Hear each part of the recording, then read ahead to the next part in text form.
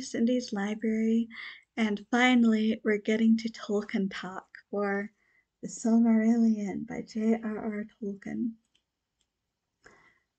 This might be my favorite of Tolkien's works. It'd be hard to choose between this and The Lord of the Rings. Now, to start out with, no, this is nothing like Lord of the Rings in the way it is written. The Lord of the Rings was actually finished properly and published in Tolkien's lifetime. The Silmarillion, Tolkien wanted it to be published in his lifetime, and after the success of the Lord of the Rings, the publishers were begging for it, and he tried to publish it, get it ready for publication in the remainder of his life. He never quite succeeded, though.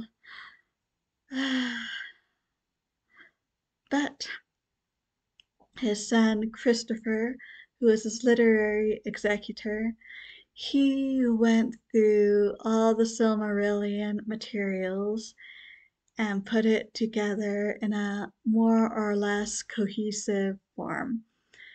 Several principles guided him. One principle was he wanted to use Tolkien's own words as much as possible.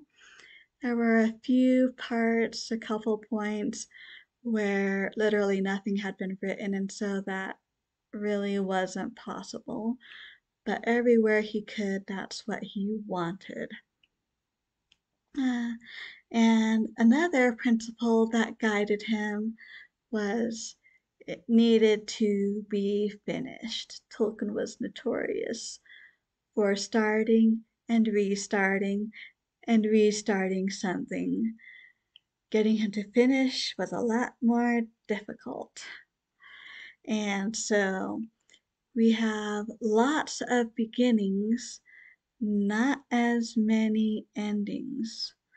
So looking at everything, there really are only a limited number of versions of the Silmarillion that are actually completed in any form.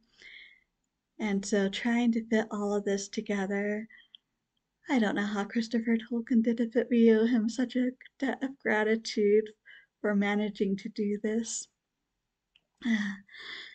One interesting note is he did not, well, if you've ever seen the history of Middle Earth, that is 12 volumes, 3 and a bit of which are dedicated to the Lord of the Rings, different beginnings, different paths they might have taken, but he decided to go in a direction that we all know and love. The rest is all Silmarillion in one way or another. And most of the Silmarillion deals with the first age of Middle Earth. So, for reference, The Hobbit and the Lord of the Rings with Bilbo and Frodo and all of their friends, those stories come towards the end of the third age of Middle Earth. So this goes all the way back to the beginning, literally, with the creation, which is so beautiful. They sing creation into existence. But that also means it reads much more like mythology and much more like the Bible than like The Lord of the Rings, or most of it. Some of the stories towards the end, Tolkien got so excited about them and wrote so much about them, they start being a bit more narrative. I'm thinking of the Lay of Lathian, that's Beren and Luthien, or the Children of Húrin, or the Fall of Gondolin. Oh, Tolkien never did give us a really full treatment of the story of Eärendil at the end of the First Age. along with a complete narrative of the fall of Gondolin beyond the Book of Lost Tales that he did in the first version. That is probably my greatest regret that Tolkien never did it.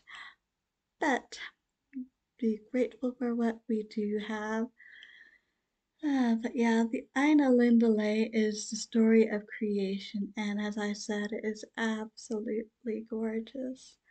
Absolutely love it. So, you might find this a bit intimidating, especially since there tend to be a lot of names that start with F, so it can be a bit of a challenge keeping everything straight. But not to worry, there are some helps. There is an index in the back that tells a lot of the main names. There is a map here at the end. That is one interesting thing. You see here on the east side the mountain range. That is the Blue Mountains. And the Blue Mountains, that is the extreme west of the map on The Lord of the Rings. You'll have to read the Silmarillion to hear what happens. And there are also some lovely genealogical tables to help out as well. But really, if you focus on a few key people and build from that, that will help you a lot. And if you feel daunted by trying the Silmarillion, I have the perfect solution for you. That is to read it along with the Silmarillion seminar, and the Tolkien professor will help you get through it. And he is great at it. So I will leave a link for that below. Have you read the Silmarillion before? And if so, what did you think about it? I'd love to hear your thoughts, since this is one of my favorite books. So I think that's all that I have for this time. So thank you so much for stopping by. I truly do appreciate it. Until next time, I hope we all stay safe and healthy. And as always, happy reading!